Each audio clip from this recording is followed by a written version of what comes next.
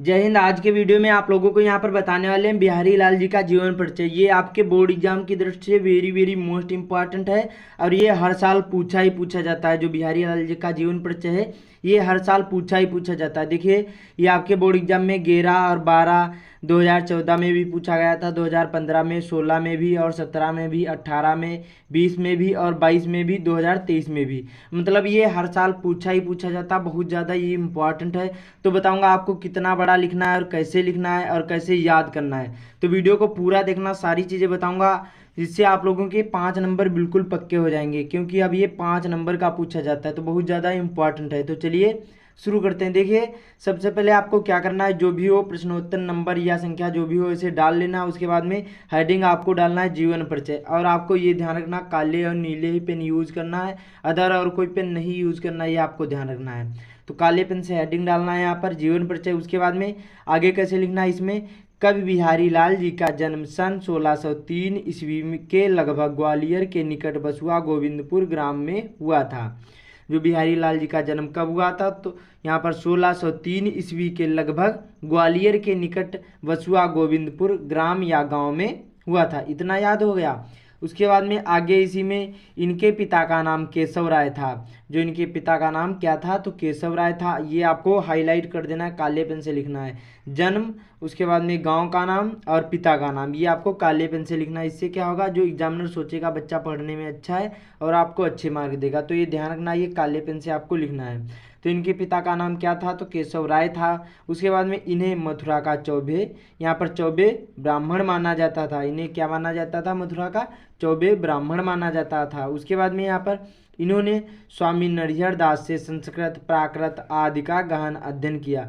इन्होंने क्या किया, इन्होंने नरिहर दास से संस्कृत और यहाँ पर प्राकृत आदि का गहन अध्ययन किया। उसके बाद में इन्होंने युवा अवस्था अपनी ससुराल मथुरा में बिताया।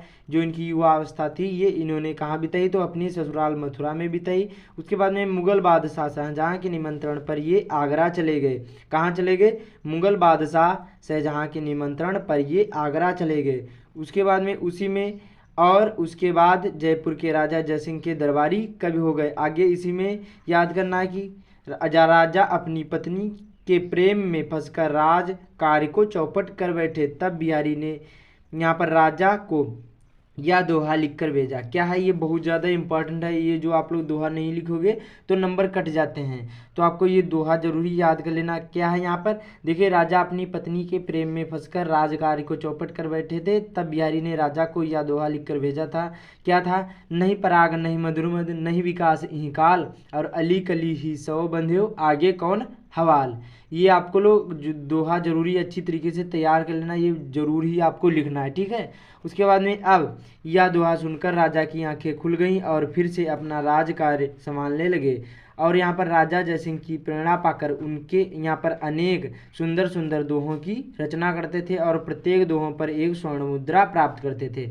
देखिए ये इन्होंने यहाँ पर जो बिहारी लाल जी ने यहाँ पर जो राजा जयसिंह थे वो उनकी जो पत्नी थे प्रेम जाल में फंसकर यहाँ पर राजकार्य चौपट कर बैठे थे, तब बिहारी ने यहाँ पर एक दोहा लिख कर भेजा। दोहा कौन सा था, यहाँ पर नहीं पराग नहीं मधुर मद नहीं विकास इहीं काल, और अली कली से ही बंधे हो आगे कौन हवाल। ये देखिए जब ये जो राजा ने ये दोहा, जो मतलब बिहारी लाल जी ने राजा को ये दोहा लिख कर भेजा, तब राजा की आंखें खुल गईं और उसके बाद में फिर से वो अपना राजकार्य संभालने लगे। उसके बाद में क्या किया, जो जो राजा जयसिंह की प्रेरणा पाकर ये क्या किया, अनेक सुंदर सुंदर दोहों की रचना करते थे और इनको क्या मिलता था, प्रत्येक दोहों पर एक एक स्वर्ण मुद्रा इनको प्राप्त करते थे। उसके बाद में यहाँ पर प्राप्त करते थे और यहाँ पर सन 1663 ईस्वी को ये स्वर्गवासी हो गए। तो इसी प्रकार से लिखना, बहुत सिंपल सा है। इनके पिता का नाम क्या था, तो केशव राय था।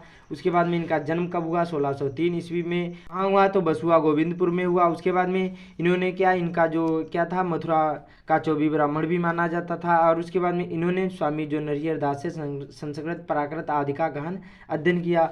उसके बाद में बहुत सिंपल सा है, मैंने जैसे बताया सेम इसी प्रकार से इसको याद कर लेना है।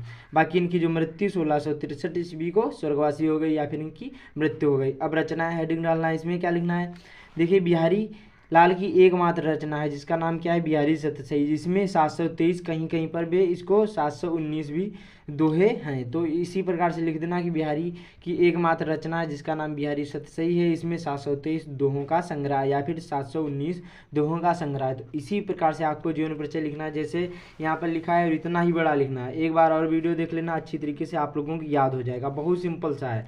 तो इस वीडियो को ज़्यादा से ज़्यादा शेयर कर देना। बाकी जो चैनल पर पहली बार आए चैनल को सब्सक्राइब भी कर लेना, और किस टॉपिक पर वीडियो चाहिए ये भी कमेंट में ज़रूर बता देना। तो मिलते हैं अगले वीडियो में।